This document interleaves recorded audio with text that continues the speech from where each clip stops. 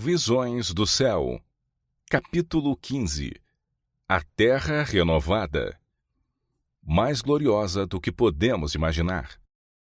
O leão, que aqui tanto precisamos respeitar e temer, deitar-se-á então com o cordeiro, e tudo na nova terra será paz e harmonia.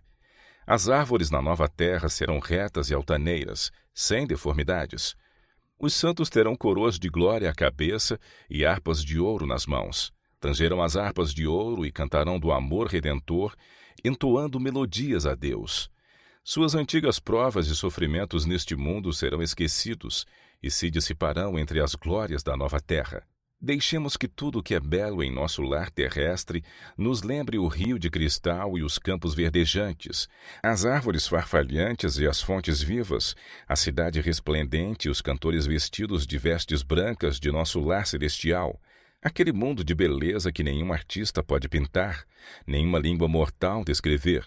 Cada um de nós tem uma imaginação a respeito do lar dos remidos. É preciso lembrar, entretanto, de que ele será mais glorioso do que o pode pintar a mais brilhante imaginação. A linguagem humana não é adequada para descrever a recompensa dos justos. Será conhecida apenas dos que a contemplarem. Um receio de fazer com que a herança futura pareça demasiado material tem levado muitos a espiritualizar as mesmas verdades que nos levam a considerá-la nosso lar. Cristo afirmou a seus discípulos haver ido preparar moradas para eles na casa de seu Pai. Os que aceitam os ensinos da palavra de Deus não serão totalmente ignorantes com respeito à morada celestial. E contudo, as coisas que o olho não viu e o ouvido não ouviu e não subiram ao coração do homem são as que Deus preparou para os que o amam. 1 Coríntios 2, 9. A linguagem humana não é adequada para descrever a recompensa dos justos. Será conhecida apenas dos que a contemplarem. Nenhum espírito finito pode compreender a glória do paraíso de Deus. O Jardim do Éden restaurado. O Jardim do Éden permaneceu sobre a terra muito tempo depois que o homem fora expulso de suas deleitáveis veredas. Gênesis 4:16. Foi permitido à raça decaída por muito tempo contemplar o lar da inocência, estando a sua entrada vedada apenas pelos anjos vigilantes. À porta do paraíso, guardada pelos querubins, revelava-se a glória divina. Para ali iam Adão e seus filhos a fim de adorarem a Deus. Ali renovaram seus votos de obediência àquela lei cuja transgressão os havia banido do Éden. Quando a onda de iniquidade se propagou pelo mundo e a impiedade dos homens determinou sua destruição por meio de um dilúvio de água, a mão que plantara o Éden o retirou da terra. Mas na restauração final de todas as coisas, quando houver um novo céu e uma nova terra, Apocalipse 21, verso 1, será restabelecido mais gloriosamente adornado do que no princípio. Então os que guardaram os mandamentos de Deus respirarão um vigor imortal, por sob a árvore da vida, Apocalipse 2:7 e Apocalipse 22:14, e através de infindáveis séculos os habitantes dos mundos que não pecaram contemplarão no jardim de delícias um modelo da obra perfeita da criação de Deus, sem qualquer sinal da maldição do pecado, modelo do que teria sido a terra inteira se tão somente houvesse o homem cumprido o plano glorioso do Criador. Os remidos crescerão fisicamente. Todos os defeitos e deformidades são deixados no túmulo. Restabelecidos à árvore da vida, no Éden há tanto tempo perdido, os remidos crescerão até a estatura completa da raça em sua glória primitiva. Os últimos traços da maldição do pecado serão removidos, e os fiéis de Cristo aparecerão na beleza do Senhor nosso Deus, refletindo no espírito, alma e corpo a imagem perfeita de seu Senhor. Oh, maravilhosa redenção! Há tanto tempo objeto das cogitações, há tanto tempo esperada, contemplada com ávida expectativa, mas nunca entendida completamente. Visão da nova terra. Com Jesus à nossa frente, descemos todos da cidade para a terra, sobre uma grande e íngreme montanha que, incapaz de suportar a Jesus sobre si, partiu-se em duas, formando uma grande planície. Olhamos então para cima e vimos a grande cidade com 12 fundamentos e 12 portas, 3 de cada lado e um anjo em cada porta. Todos exclamamos: a cidade, a grande cidade vem de Deus descendo do céu. E ela veio e se pôs no lugar em que nos achávamos. Pusemos então a observar as coisas gloriosas fora da cidade. Vi ali casas belíssimas, que tinham a aparência de prata, apoiadas por 4 colunas machetadas de pérolas preciosas, muito agradáveis à vista. Destinavam-se à habitação dos santos. Em cada uma havia uma prateleira de ouro. Vi muitos dos santos entrarem nas casas, tirarem sua coroa resplandecente e pô-la na prateleira, saindo então para o campo ao lado das casas, para lidar com a terra, não como temos de fazer com a terra aqui, não, absolutamente. Uma gloriosa luz lhes resplandecia em redor da cabeça, e estavam continuamente louvando a Deus. Vi outro campo repleto de todas as espécies de flores, e quando as apanhei, exclamei: elas nunca murcharão. Em seguida vi um campo de relva alta, cujo belíssimo aspecto causava admiração. Era uma vegetação viva e tinha reflexos de prata e ouro, quando magnificamente se agitava para a glória do Rei Jesus. Entramos então num campo cheio de todas as espécies de animais: o leão, o cordeiro, o leopardo, o lobo, todos juntos em perfeita união. Passamos pelo meio deles e pacificamente nos acompanharam. Dali entramos num bosque, não como os escuros bosques que aqui temos, não, absolutamente, mas claro e por toda parte glorioso. Os ramos das árvores agitavam-se de um para outro lado, e todos exclamamos: moraremos com segurança na solidão e dormiremos nos bosques. Atravessamos os bosques, pois estávamos a caminho do Monte Sião. No trajeto encontramos uma multidão que também contemplava as belezas do lugar. Notei a cor vermelha na borda de suas vestes, o brilho das coroas e a alvura puríssima dos vestidos. Quando os saudamos, perguntei a Jesus quem eram eles. Disse que eram mártires que por ele haviam sido mortos. Com eles estava uma inumerável multidão de crianças, que tinham também uma orla vermelha em suas vestes. O Monte Sião estava exatamente diante de nós, e sobre o monte um belo templo, em cujo redor havia 7 outras montanhas, sobre as quais cresciam rosas e lírios. E vi as crianças subirem, ou, se o preferiam, fazer uso de suas pequenas asas e voar ao cimo das montanhas e apanhar flores que nunca murcharão. Para embelezar o lugar havia em redor do templo todas as espécies de árvores: o bucho, o pinheiro, o cipreste, a oliveira, a murta, a romanzeira e a figueira, curvada ao peso de seus figos maduros, embelezavam aquele local. E quando estávamos para entrar no santo templo, Jesus levantou sua bela voz e disse: somente os 144.000 entram neste lugar. E nós exclamamos: aleluia! Esse templo era apoiado por 7 colunas, todas de ouro transparente, engastadas de pérolas belíssimas. As maravilhosas coisas que ali vi, não as posso descrever. Oh, se me fosse dado falar a língua de Canaã, poderia então contar um pouco das glórias do mundo melhor. Vi lá mesas de pedra, em que estavam gravados com letras de ouro os nomes dos 144.000. Depois de contemplar a beleza do templo, saímos e Jesus nos deixou e foi à cidade. Logo lhe ouvimos de novo a delicada voz dizendo: vinde, povo meu, viestes da grande tribulação, e fizestes minha vontade. Sofrestes por mim. Vinde à ceia, pois eu me cingirei e vos servirei. Nós exclamamos: aleluia, glória, e entramos na cidade. E vi uma mesa de pura prata, tinha muitos quilômetros de comprimento. Contudo, nossos olhares podiam alcançá-la toda. Vi o fruto da árvore da vida, o maná, amêndoas, figos, romãs, uvas e muitas outras espécies de frutas. Pedi a Jesus que me deixasse comer do fruto. Disse ele: agora não. Os que comem do fruto deste lugar não mais voltam à terra.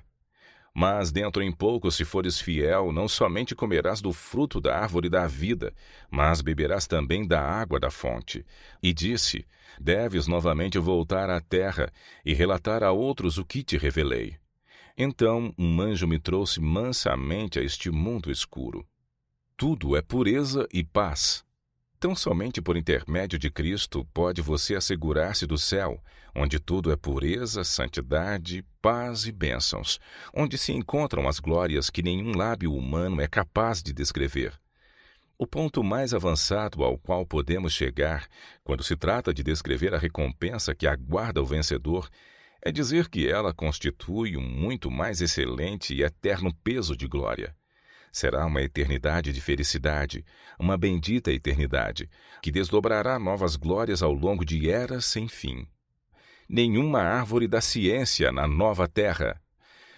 Nem todas as condições daquela primeira escola edênica se encontrarão na escola da vida futura. Nenhuma árvore da ciência do bem e do mal oferecerá oportunidade para a tentação. Não haverá ali tentador nem possibilidade para o mal. Todos os caracteres resistiram à prova do mal e nenhum será jamais susceptível ao seu poder. Não existirá mar. O mar separa amigos, é uma barreira entre nós e aqueles a quem amamos. Nossas associações são interrompidas pelo vasto e insondável oceano. Na nova terra já não existirá mar, e ali não passará galé com remos.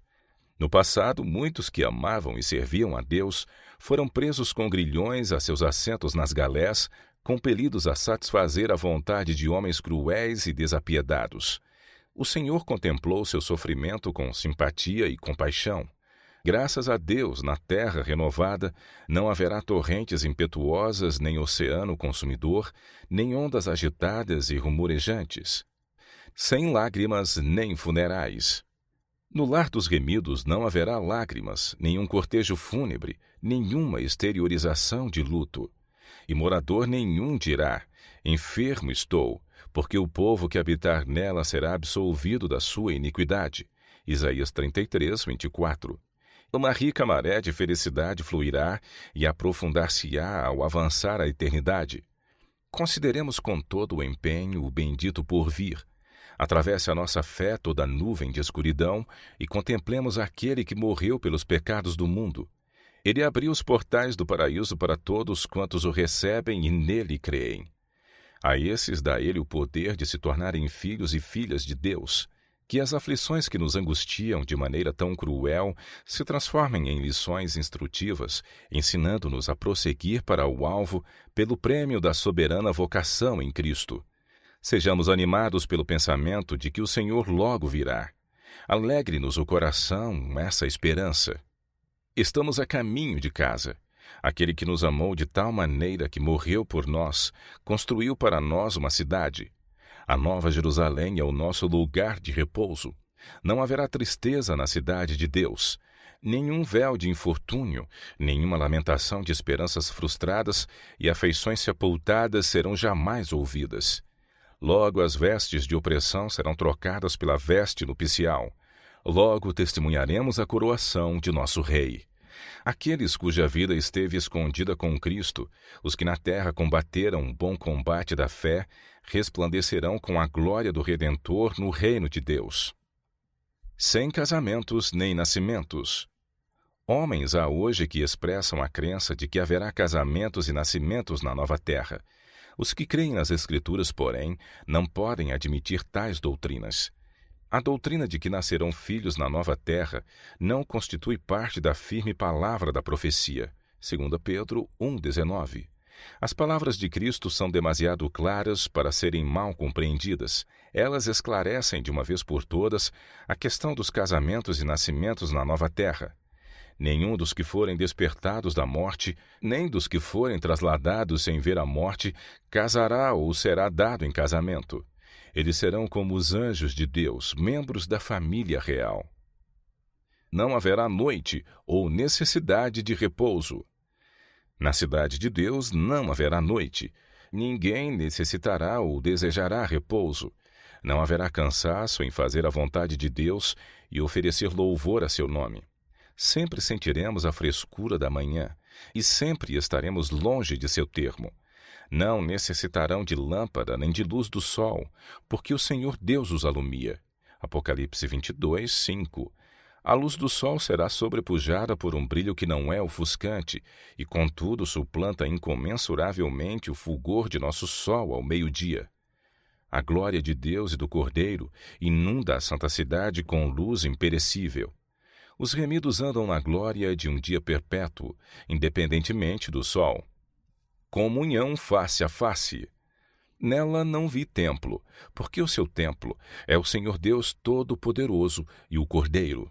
Apocalipse 21, 22. O povo de Deus tem o privilégio de entreter franca comunhão com o Pai e o Filho. Agora vemos por espelho em enigma. 1 Coríntios 13, 12. Contemplamos a imagem de Deus refletida como em espelho, nas obras da natureza e em seu trato com os homens, mas então o conheceremos face a face, sem um véu protetor de separação. Estaremos em sua presença e contemplaremos a glória do seu rosto. Não haverá dor, doenças ou morte. Oh, como anseio pela vinda de Jesus! Anseio aquele lar no reino da glória, onde não haverá doença, dor, sofrimento nem morte. Sem discórdia ou contenda. Vozes contenciosas não perturbam a suave e perfeita paz do céu. Seus habitantes não conhecem tristezas, desgostos e lágrimas.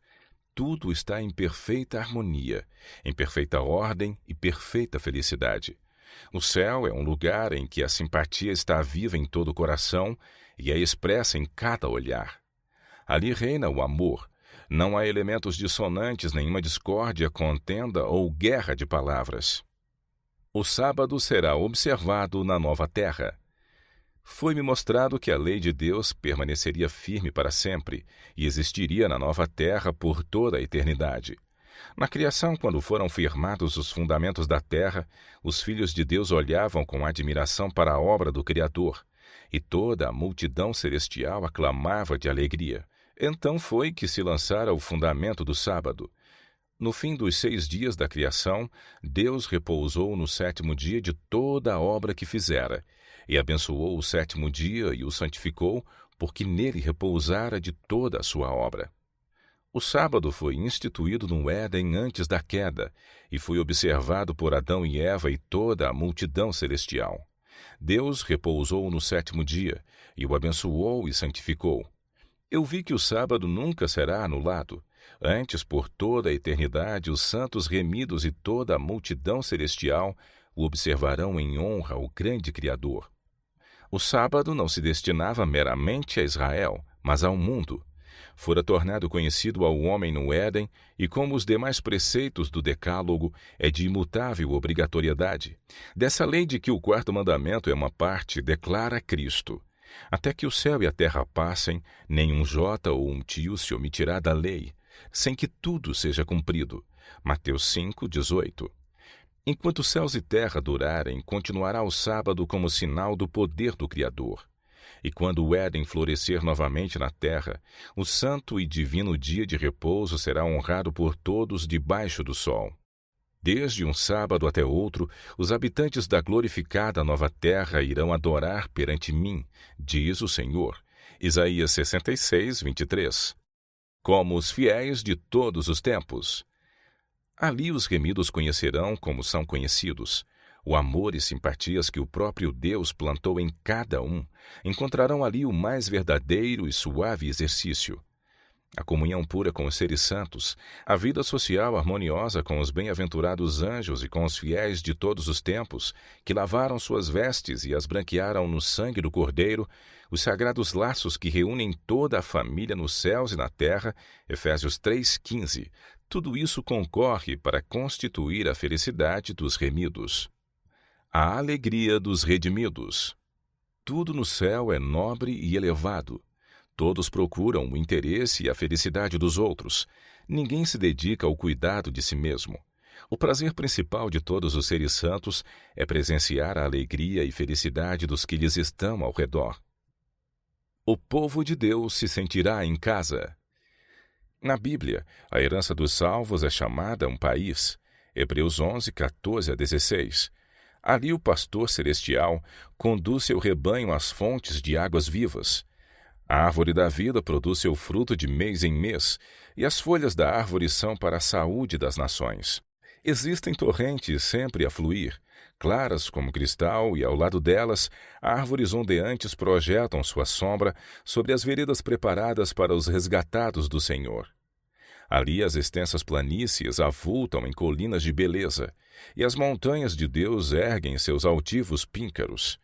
Nessas pacíficas planícies, ao lado daquelas correntes vivas, o povo de Deus, durante tanto tempo peregrino e errante, encontrará um lar. O meu povo habitará em morada de paz, e em moradas bem seguras e em lugares quietos de descanso. Isaías 32, 18.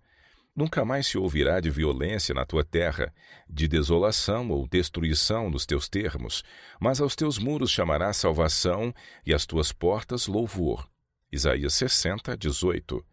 Edificarão casas e as habitarão, e plantarão vinhas e comerão o seu fruto. Não edificarão para que outros habitem, não plantarão para que outros comam. Os meus eleitos gozarão das obras das suas mãos. Isaías 65, 21 e 22. Ali o deserto e os lugares secos se alegrarão disto, e o ermo exultará e florescerá como a rosa. Isaías 35, verso 1. Em lugar do espinheiro crescerá a faia, e em lugar da sarça crescerá a murta. Isaías 55, 13. E morará o lobo com o cordeiro, e o leopardo com o cabrito se deitará, e um menino pequeno os guiará. Isaías 11, verso 6. Não se fará mal nem dano algum em todo o monte da minha santidade, diz o Senhor. Isaías 11, 9. Vida ativa e objetiva.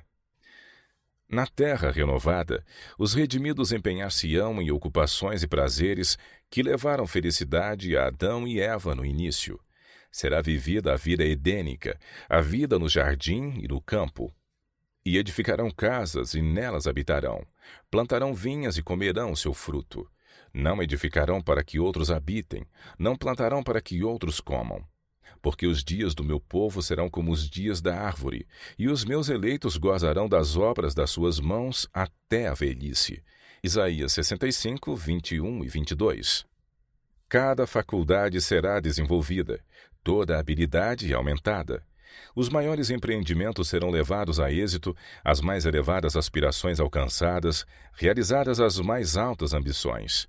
E surgirão ainda novas alturas a serem alcançadas, novas maravilhas para serem admiradas, novas verdades a serem compreendidas, novos objetos de estudo a desafiarem as faculdades do corpo, da mente e da alma.